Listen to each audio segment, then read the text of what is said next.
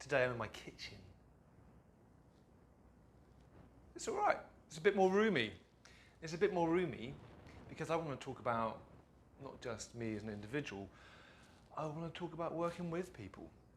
One of the major problems that I see with a lot of the conversations around complexity is that people talk about the complexity of the domain like it's this separate thing, the environment you're in.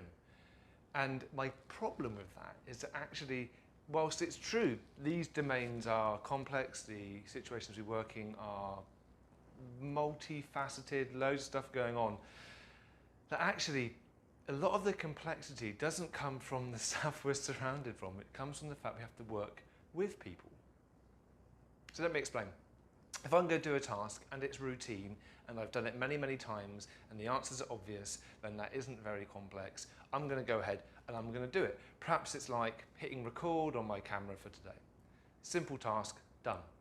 But then all of a sudden it gets more complex. I'm faced with non-routine things where I alone cannot use my own intelligence, my own skills, arguable intelligence, and achieve what I need to achieve. So I need to work with people.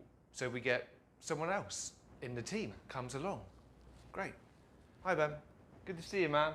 It's been a while. And then someone else comes along because one Ben can't solve the problem. We need another Ben. So, hey, Ben free, good to see you, man. I like your t-shirt.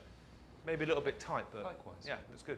You look good. And then maybe some other Bens pop along. Maybe we've got one down there and we've got one down there, and then we're surrounded by Bens. So many Bens. Now the complexity doesn't just arise from the fact that we have a complex domain.